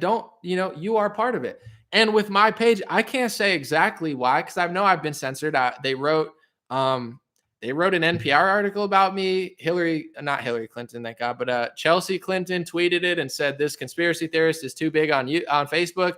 You think they like the fact that I'm here? They've already said they don't multiple times. So it's a little creepy. But anyway, I know they don't like me here. I know that the media and certain people don't want my voice to be so loud, so to speak. But also, I'm a big part of Facebook. Am I huge? No, of course not. Like if they can get rid of Donald Trump, they can get rid of anybody. But at the same time, once you start getting rid of so many people on your platform, your platform's going to get weaker. So Facebook, Twitter, YouTube, although they're all kind of working together in some way, they're also playing this game. Facebook doesn't want to lose their power. Twitter doesn't want to lose their power. YouTube. So I'm not saying I'm that big, because if they can get rid of Trump, they can get rid of anybody. But I'm pretty big on Facebook. So I'm not going out quietly. Let's just put it that way. But in general, it's like, do we want to ban this person for literally no reason that gets hundreds of millions of views and a bunch of ad revenue for us and brings a bunch of people to our platform? And I probably make even more money for them, just people watching here, watching ads, using the website in general so they can sell ads. So I'm not even acting like I'm a 1% business piece. On the big scale of Facebook, I'm a small fry, but I'm a bigger small fry than a lot of people. So it starts getting to the point where they have to really think about, how many people do we want to ban? How many people do we want to kick out? Do we even have a reason? Can we even muster up a reason for this guy? No. So that's why they write their stupid articles in NPR and people retweet it and say I'm so bad. So that's just how I think business wise. Like, as the conservative movement, it's okay to take your chips to the table and everyone come together and say no to Donald Trump. That's good. And it's like I can't say why I'm being kept on in certain areas, but at a certain point, if everybody did something and everybody played their part, these small chips that we have turned into big chips. So there's that meme, if everybody's ever seen it, where there's the fish, there's all these fish and the sharks are eating all the fish. And then all the fish form like a big shark, like with all the little fish, and then the shark runs away. That's kind of how I think. I don't know. But someone said, would I really be tripping if I had to go to BitChute? At this point, like I said, I'm willing to go to the woods and eat berries before I bow down. So nothing would surprise me. The founders of BitChute are really nice. They messaged me yesterday on Twitter and they said, hey, Anomaly, your video on BitChute's getting almost as many views as they call it YouTube ThemTube. They say ThemTube. But now the owners of BitChute really like me, and they said we're grateful to have you on our platform, and they reach out to me sometimes. So if I had to go to Rumble and BitChute and other platforms, Odyssey, whatever, would I be thrilled? Obviously, I wouldn't like to lose what I had, but would I be surprised? No. Would it end my career or life? I would hope not. So I'm like I said, you hope for the best and plan for the worst. At this point, I would be happily surprised if things cleared up. And I'm not saying I'm a pessimistic person. I'm optimistic, but I'm not afraid. I'm mentally prepared to literally live in the woods. And I don't want to do that. Trust me. It's not easy. It's very hard, but I'm mentally ready for it. So every day I wake up, I log into my Facebook because that's where I get the most views and make the most money. It's not all about money. I'm just saying I don't want to be poor, but I log into Facebook and I look at it and I just look at my monetization thing and see if it says anything. Seriously, not the very first thing, but every day I log into social media, I check my accounts to see if they're even still there. It's pretty sad, but I mean, that's the world we live in, where they've already, to give you reference, they've already deleted 2 massive videos I had for no reason, and there's no recourse. So I've seen what they can do to other people. I've seen what they do to me. I feel like they're just tyrants where I'm trying to let them know you're not the good guys in this story. You're not the good guys in this equation. Locking people in your house, you're not the good guys. Force jabbing people, you're not the good guys. Force jabbing children, force masking children, you're not the good guys in this story. I know, like, I'm hoping I could play to their soul, because I don't think people are this wicked by nature. I think the world, the beast, has made them this wicked. So I'm hoping, maybe I'm naive, but I'm hoping if Facebook employees look at my content, that I could actually get through to them. And I know people that work at Facebook, and they're not all terrible. I'm sure they definitely have a wild left-leaning bias, and it's probably getting harder and harder to work there if you're not like that. But there's always some good eggs everywhere. And I'm hoping whoever listens to me actually listens and realizes what I'm saying is not that kooky. It's like, let's not treat ourselves like Australia, because you're going to end up killing people, because you can't just close society over a sickness for 2 years. It's not sustainable. It's just not. So I'm hoping they listen, but I don't know. What are we at? 134. All right. I'm going to take off, folks. Thank you guys so much. God bless you. God bless your family. God bless America. God bless the world. Thank you for listening. Thank you for anybody watching that video, defending me. I don't need defense, but yesterday was a whirlwind. I'm a chill guy, but a lot of crazy stuff happened for me yesterday. Just off of that video, I knew it would be controversial. I'm not stupid, but I guess I wasn't anticipating as much. And don't get me wrong, I got way more love. I want to talk about like 90, 95%, but the backlash was like demonic. All these people who claim to be patriots, like wicked demonic backlash of like crazy false accusations, crazy threats. I'm not going to say like life, but I'm just saying, like, I got blackmailed yesterday. I got doxxed. People tried to put my information public to their huge accounts with hundreds of thousands of people. Like, pretty wicked stuff. These people are pretty bad people. But it's, in general, I know they're not bad people, but it's like some sort of like satanic energy came over them when I made this pretty basic, understandable video that most people actually agree with, and most of his base in Alabama agrees with. For some reason, some people just don't want to hear it. And instead of listening or disagreeing or making an argument, a lot of people decided to act insane, false accusations, and it is what it is. I get the gist of what's going on, but it's this. I guess before I leave, it is what it is. But it's and maybe that's why I talk about this stuff more. But when it's people that actually agree with you on most stuff, it's almost more disappointing. And it reminds me of, like, say, like liberals, like some of the reasons that liberals are so intolerable. It's not just the fact that I disagree with them on foreign policy or something. Like, imagine if you're a liberal 5 years ago, 4 years ago, and you say, hey, I agree with you on this, and this, but I don't know about the whole sports thing and, like how with the genders. I'm not 100% sold on. They act like psychopaths. You're a homophobe. You hate these people. You're a racist. Like, they're psychopaths. So even if you agree with them on so much, and they treat, like, that's what the liberals were doing to their own, and people who kind of agreed with them, or even people who disagreed respectfully, they turned into like satanic psychopaths who wanted to bite your head off for the crime of being right on one topic out of 50. So they made it almost unsustainable to be a Democrat and not be a complete, like, either delusional or misinformed. They made it impossible, where someone like a JFK or something, like, it wasn't hard to be a rational Democrat. You can't be a rational Democrat anymore. It's not even possible. So when it comes to this Trump stuff, I the one thing that I can say is I could probably be nicer. I probably could have used a softer rhetoric on certain things for sure. And I'm aware of that.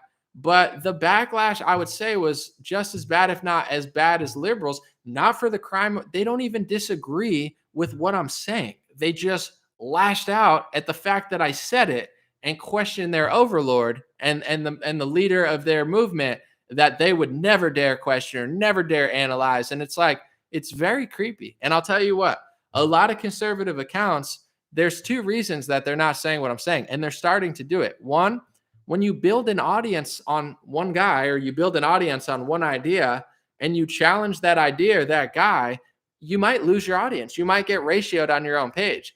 I'm lucky enough, I've built an audience of a lot of reasonable, common sense people. Of course, I have people that are one way or the other. And obviously, we have more conservatives here. I don't even think it's close. However, I built a reasonable audience so I could post this stuff, and I might get some backlash, but I'm still probably getting like 95% of reasonable support. A lot of accounts, they don't post that much stuff that's critical thinking. Like, people act like, oh, you're not even paying attention to my page. I'm posting about Kerry Mullis, Bill Gates, how to lie with statistics. I'm doing all sorts of stuff, common sense, reasonable stuff. So I built a common sense, reasonable audience. A lot of people haven't done that. They've built a solo audience that worships one guy and one movement. So if you question that guy or that movement, they're going to freak out. So a lot of conservative accounts have pigeonholed themselves, where if they were to say that, even though they agree with me, they're not only probably afraid of losing their base, but it's creepy. I'm not going to say it's scary because it's nothing to me, but in general, it's like, it's creepy seeing your base, your side, your team, your fans, your friends turn on you like you're the plague for the crime of being right about a topic that they're not even willing to talk about, or a point that they're not willing to challenge. So a lot of conservatives are frightened of their own base ripping their head off for it's creepy. But I saw a lot of people come out on Twitter yesterday and say the same thing I said, that tide has finally turned and people are not so afraid to say it. But I will say this too, and this is the last thing I'm going to leave. When I go to pro-Trump pages, I follow a lot of them on Instagram. I'm starting to notice a trend in the comment section. Of course, Trump is still the most popular person. Of course, Trump is going to be the front runner if he decides to run. It's not up to me. That's just how people feel. It's not all Instagram. It's not all TV. Like, that's how America feels. But on these pro-Trump pages that love Trump, when I see them post a lot of Trump stuff now, even in the last few weeks and months, they were getting ratioed by a lot of people saying stuff I'm saying, or saying, we want Ron DeSantis. We love Trump. We appreciate him. But, I don't know about that right now. So you're starting to see a lot of people prefer Ron DeSantis over Donald Trump on these big Trump pages. And I'll tell you why that is. I'm trying to explain to people. And if you really like Donald Trump, you'll let him know instead of just letting him act a fool. It's because Ron DeSantis takes a stronger stance against forced masking and medical tyranny than Donald Trump. I'm not saying Donald Trump agrees with it. This is when people's heads explode and they say, well, normally Trump says you can have your freedoms. Yeah, it's one thing to make a vaccine sale for 4 minutes and say, well, you could have your freedom at the end. That's weak. People are tired of it. Ron DeSantis doesn't do that. Yes, he sells the jab like Trump, but he takes a way harder stance and a way more like calculated, powerful stance, and he'll talk about it for 5 minutes. Trump hasn't talked about vaccine passports at all. Ron DeSantis has talked about it multiple times. Donald Trump has barely talked about some of these huge issues. That's why Ron DeSantis is getting more popular than Trump. Doesn't mean you have to like him more, but it's like, it's not just me. I'm watching pro-Trump pages get ratioed saying, we're kind of, he's great. We appreciate him, but like, we would love to see Ron DeSantis step into that path. And that's why. So you don't have to get so upset when I say it. And a lot of people, someone said, I like Ron Paul. I prefer Rand Paul. I prefer Rand Paul as well. I think he's getting older, getting a little bit more like, I'm not going to say manly, but, I feel like Trump ran Rand Paul off the stage. Trump's energy is so strong that you're going to a dogfight and nobody could handle Trump. I think Rand Paul could handle him with the COVID stuff. Maybe I'm wrong, but that last election, he's like, Rand, you're a little bit like, Rand was like just outstaged by Trump there. But now with all this Fauci stuff and with all this medical stuff, I think Rand Paul is way more in his element. And I think he could really hold his own on the stage. So that's my front runner in my head right now. Not saying he's perfect, not saying I agree with anything, but out of the political class that is probably going to run, I prefer him.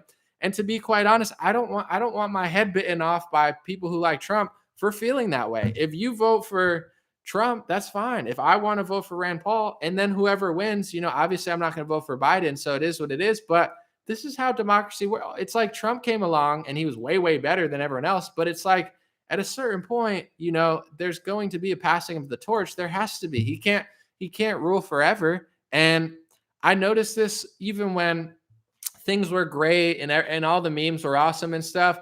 I noticed people, and this moment has finally kind of come, and it's like, it's interesting to face it, but I started noticing so many people thought that Trump would literally be there forever. They're like, it's going to be Trump, then his son, then Ivanka, then Barron. And I thought that was funny because it's a funny meme. You're like, yeah, the Trump family forever. But a lot of people really believed it. Like, they seriously can't get, like, I'm not saying it's time for him now, but like, eventually there's got to be someone else. I don't know, Rand Paul, DeSantis. People can figure out who they think they want in their head, but at a certain point, there is going to be another leader, I think. But people are like this movement has been so great and so epic and so changing in some ways, but it's also starting to get so culty and so creepy and so like tense to just push back again on a topic that makes sense to most people. That's what I think. Let me know what you guys. Someone say, "Come on, man, come on, man."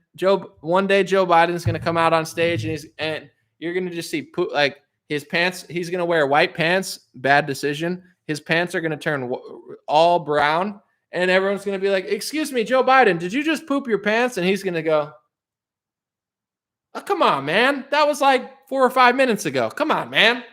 Come on, man. That happened 4 or 5 minutes ago. Come on, man. Give me a break. It's like, give you a break. You never do interviews. You do one interview, get asked one question. Come on, man. Give me a break over here. Bro, you had a break for 3 months. You don't even do anything. You pooped your pants on stage. The people want to know if that's poop or maybe a chocolate stain because you're always eating chocolate. Come on, man. They're like, Joe Biden, there's people hanging off of planes in Afghanistan. Come on, man. That was 4 or 5 days ago. So you don't do interviews. Of course. Why does it matter that it was 4 or 5 days ago? You never did interviews in those 4 or 5 days. It's not like it was freaking 1945 and you're Brett Kavanaugh at a high school party. Like, come on, man. This is 4 days ago. It's like, yeah, that's like within the week. That's not that crazy. What an idiot. Do I think Biden will last 4 years? No way. I mean, I'm not positive, but in my head, I think there's like an 80% chance that he loses. And this is my guess, and then I got to go. I think Joe, for some reason, like people in America, I'm not saying for some reason, but people in America haven't voted for a woman. I'm not saying it's not possible for president, but like something about Biden, they like his face or something. Like he's not a good person, but like they use him as like a puppet, and they're like, Kamala Harris was not going to win. And it's not just because she was a woman. She's just awful. But in general, she didn't even finish top 15 or top 10 in her own party. I think she finished, she dropped out before like 10 other, I don't even remember. But anyway, I think on one hand, they know Joe Biden is pooping his pants and he's brain dead. On another hand, I think they know that Kamala Harris has a way lower chance of beating whoever runs for the Republican Party. So my guess is that's going on in their head. They're like, how do we win the next election with Joe Biden's face while simultaneously, not putting Kamala Harris there? Like, I think there's some sort of like, civil war, but they're all incompetent, and all these people don't like the country, and they're all like liar. Like it's very strange. As sneaky as Republicans are, I do think like their energy is like America. I know they're working with other countries and doing sneaky stuff, but like, how are you going to let a bunch of baristas run the country? Like, I'm not saying they're literally baristas, but like everybody working in the Biden administration are like liberal hipsters who, make coffee in New York City and they hate the country. Like, how are they going to do foreign policy? I don't know. Hopefully it works out for them, but I think it's time. It's time for Professor Poopy Pants to maybe, take a seat, poop in the toilet and then do the speech. You don't do it on stage. You do it, and then you do the speech. He's got it all backwards. He goes out, poops his pants on stage. No, before or after, not during. Come on, man. All right, God bless you guys. I'll be back soon. Thank you guys for listening, and thank you guys for understanding the last video. In hindsight, I definitely could have been nicer. I think. I guess I was a little ticked off, but always something to think about. Have a good weekend. I'll be back soon.